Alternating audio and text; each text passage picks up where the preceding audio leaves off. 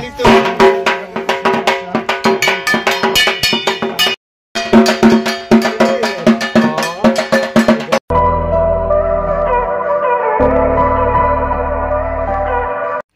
বন্ধুরা, আশা করি তোমরা সকলে খুব ভালো আছো। আমিও খুব ভালো আছি। আজকে আর ইন্ট্রো দিলাম না, তোমরা সকলে খুব ভালো থেকো। আর দেখো, আজকে আমি সরস্বতী পুজোর দিন একটু লেট হয়ে গেছে, তাড়াতাড়ি করে আসছি।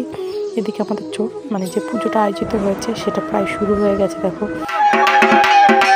আমার একটু আসতে লেট হয়ে গেল।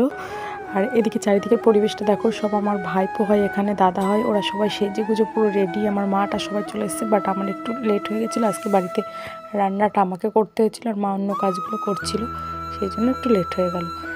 তো আজকে সবথেকে ইন্টারেস্টিং ব্যাপার যেটা হচ্ছে কি, পুজো তো প্রত্যেক বছর করি, তার মধ্যে সবথেকে ইন্টারেস্টিং ব্যাপার হচ্ছে আমার ছেলের আজকে হাতে খড়ি দেওয়া হবে। তোমরা প্রথমে দেখে নিয়েছো ভিডিওতে, তো আজকে সম্পূর্ণ ভিডিওটা দেখো, আশা করি খুব ভালো লাগবে। আজকে কিভাবে আমি সরস্বতী পুজোটা কাটালাম এবছর, আজকে বা এবছর, সেটাই আমি তোমাদের সামনে শেয়ার করছি।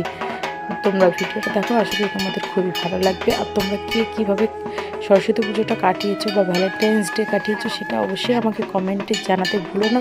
আমি তোমাদের কমেন্টের আশায় থাকবো। বন্ধুরা, তোমরা একটু আমাকে সাপোর্ট করো, একটু পাশে থেকো, এটুকুই বলি বারবার ভিডিওর মাধ্যমে। আমার আর কিছু চাওয়া নেই, তোমাদের কাছে এইটুকু চাওয়া।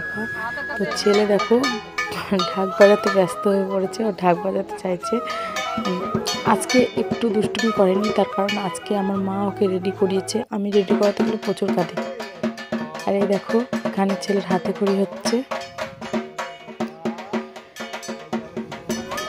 আজ থেকে ওর জীবনের নতুন একটা পথ চলা শুরু হলো। এই নতুন জীবনের পথ চলায় তোমরা সকলে ওকে আশীর্বাদ করো, যাতে ও বড় হয়ে অনেক ভালো করে পড়ালেখা করে অনেক বড় হতে পারে। আর দেখো, পুজো টুজো সব হয়ে গেছে, প্রসাদ খাওয়া হয়ে গেছে, আমাদের কাপড় চেঞ্জ করা হয়ে গেছে। লাস্টে দেখছি মনীষারা এসছে। আসলে ওরা ঘুরতে বেরিয়েছিল, তো একবারে আমাদের এদিকে চলে আসলো। আজকের মতো ভিডিওটাই অবধি। তোমার যদি একটু ভালো লেগে থাকে, লাইক কমেন্ট শেয়ার করে পাশে থেকো। দেখাবো নতুন কোনো ভিডিওতে। টাটা।